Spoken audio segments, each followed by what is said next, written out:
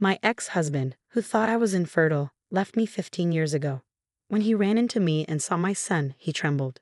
That chance encounter was just the beginning of a tumultuous journey where old secrets resurface and hidden truths come to light, challenging everything he believed about the past, present, and future. Hey there, folks. I'm Linda, and welcome to Linda's Stories channel. I hope you're all ready for a good tale. So picture this. It's a sunny afternoon, and there's Catherine sitting by herself at a restaurant table by the window. She's gazing outside, enjoying the lovely day, waiting for the waiter to bring her lunch. Little did she know, a surprising encounter was just around the corner. As Catherine headed to the bathroom, she accidentally bumped into a boy walking down the hallway. She said sorry right away, but when she glanced at the man with the boy, she was shocked to see someone from her past. It was Michel, Catherine's ex-husband, whom she hadn't seen in 15 years since they divorced. Feeling a bit surprised by the unexpected meeting, Catherine felt a mix of surprise and discomfort as he came closer. However, she stayed composed and greeted him politely. Michel and Catherine had always dreamed of having children. From the start of their marriage, they tried hard to make that dream come true, but it just didn't happen. Years passed, and they still couldn't conceive. Catherine started to worry that something might be wrong and suggested they see a doctor together to figure it out and maybe try some treatments. But Michel, being stubborn, refused to go. He came from a big family and thought the problem must be with Catherine, considering his own family's fertility history compared to hers, as she was an only child. Using their family backgrounds as evidence, he started blaming her for being infertile, which only made things worse between them. Eventually, their frustrations and misunderstandings grew so much that they ended up getting divorced. Despite the scars from their past, Catherine decided to greet Michel politely, recognizing that time had passed since they last met. However, her warm attitude was met with coldness and disdain from Michel. "Are you alone?" "Still single, I see," he said arrogantly, his eyes reflecting superiority and indifference towards Catherine. With a gesture implying his supposed superiority, he introduced the young man beside him. "This is my son, Austin," he announced proudly, as if it were a personal accomplishment. "He's a real genius, just like my new wife, Sophie," he added, nodding towards a woman at another table, a hint of pride in his voice as he talked about his new family. Catherine was astonished by Michel's arrogance. She had hoped that after so many years, things might have changed between them, but his behavior showed otherwise. It was clear that he was still as proud as ever. However, little did Michel know, something was about to happen that would shake up his entire family's destiny and change the course of his own history forever. As they talked, a tall and caring young boy approached Catherine. Seeing the concern on her face, the boy, with a protective instinct, asked, "Is everything all right, Mom?" Catherine's face lit up at the sight of her son, and she replied warmly, "Yes, everything's fine, my dear. I'm happy you're here. I ran into someone from the past while waiting for you." She gave her son a loving kiss on the cheek, appreciating his care. "I want you to meet my son, Michel," Catherine continued, smiling as she noticed the surprise on Michel's face. "This is Nathan." Michel couldn't conceal his surprise upon discovering that Catherine had a son. His eyes widened, reflecting a whirlwind of thoughts as he realized the boy was already a teenager, about 15 years old. Before Michel could say anything, the waiter arrived with Catherine's lunch, breaking the moment. Taking advantage of the interruption, Catherine excused herself and joined her son, leaving Michel lost in his thoughts. Returning to his table with his son and wife, Michel appeared distant, his mind elsewhere. While Sophie and Austin enjoyed their meals, Michel seemed preoccupied, his thoughts consumed by a single idea. Could Nathan be his son? Was it possible that Catherine was pregnant when they separated and never told him? But why would she keep it a secret? These questions consumed Michel, overshadowing his ability to enjoy the present moment. Before he could find answers, Sophie's voice broke through his thoughts, snapping him back to reality. As days passed, Michel couldn't shake the issue from his mind. He dreaded facing the truth that haunted him. How would Sophie react to learning he had a child from his past marriage? And what about Austin? How would he feel discovering he had an older brother?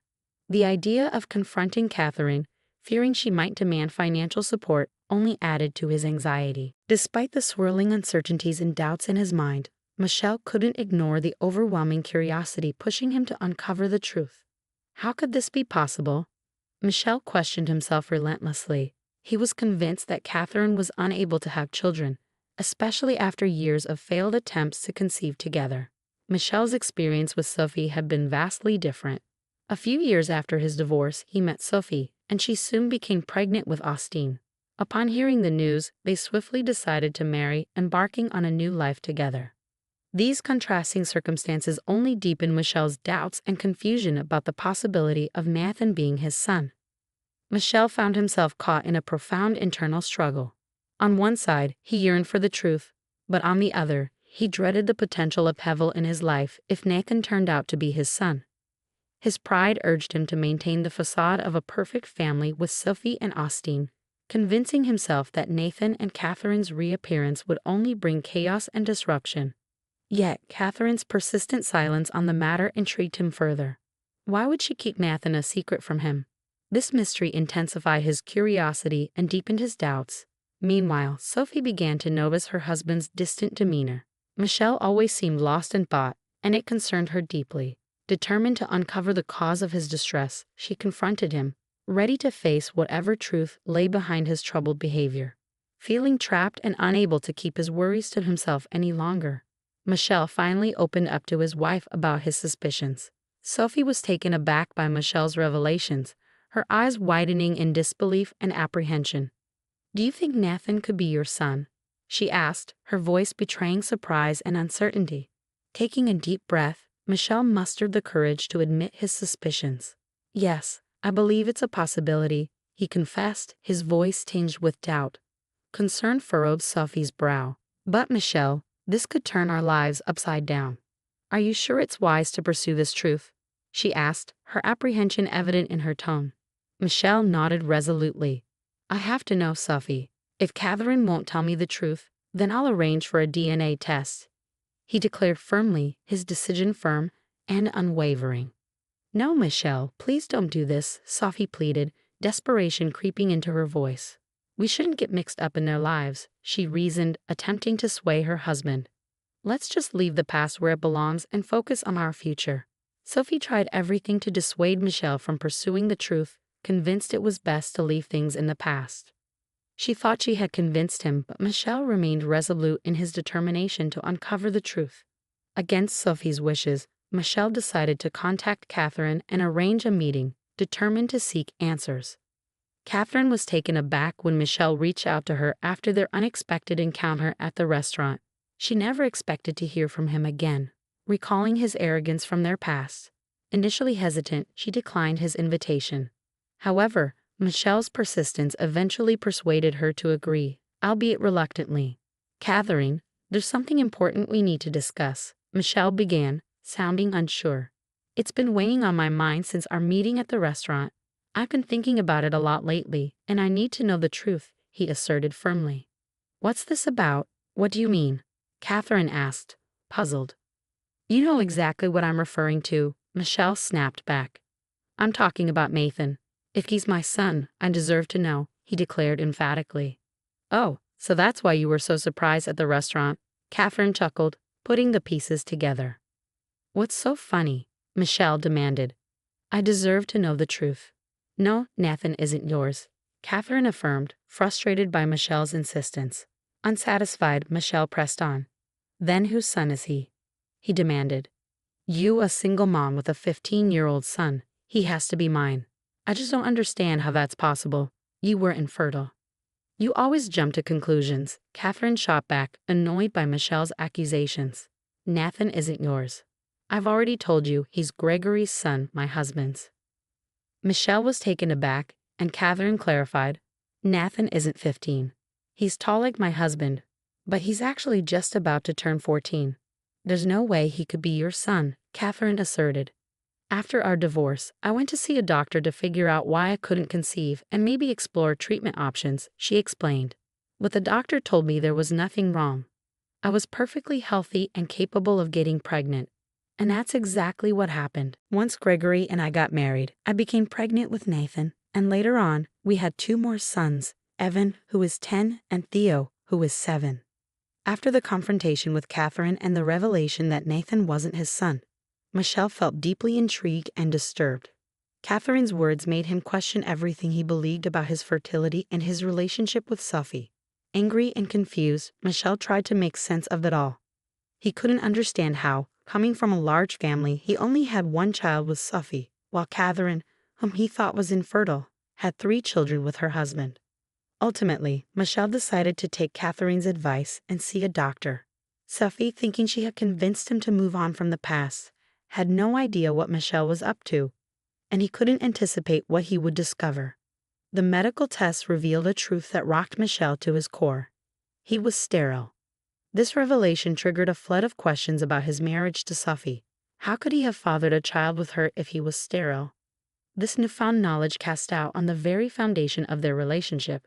Michel spent a considerable amount of time lost in thought, contemplating the significance of this revelation and its implications for his life and his marriage to Sophie. He was faced with the daunting task of redefining his identity and role as a husband and father. Amidst the turmoil of this painful discovery, when he confronted Sophie, Michel was devastated to learn the truth about Austine. She admitted that during the early stages of their relationship, she had a brief affair with another man, resulting in her pregnancy with Austine. The revelation left Michel utterly shattered, feeling as though his entire life had crumbled around him. His pride and confidence in his fertility had blinded him to the truth for so long.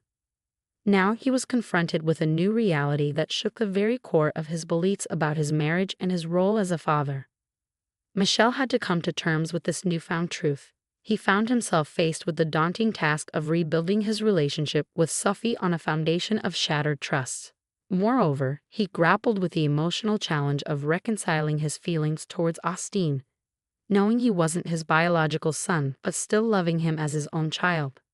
This revelation marked a profound turning point for Michel, but he understood the necessity of forging ahead and reconstructing his life upon this newfound truth. This narrative underscores the vital role truth plays in fostering healthy and enduring relationships. Honesty, both with oneself and with others, serves as a cornerstone for nurturing mutual trust and respect. Moreover, the story serves as a poignant reminder of the importance of confronting our own biases and egos, which can obscure our perception of reality and hinder our ability to truly see those around us. Have you ever experienced a moment where the revelation of truth completely altered your perspective on something or someone in your life?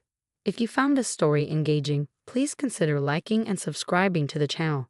Feel free to leave a comment with a number from 1 to 5 to indicate your level of appreciation for the narrative. Also, check out the video currently displayed on your screen. Until next time.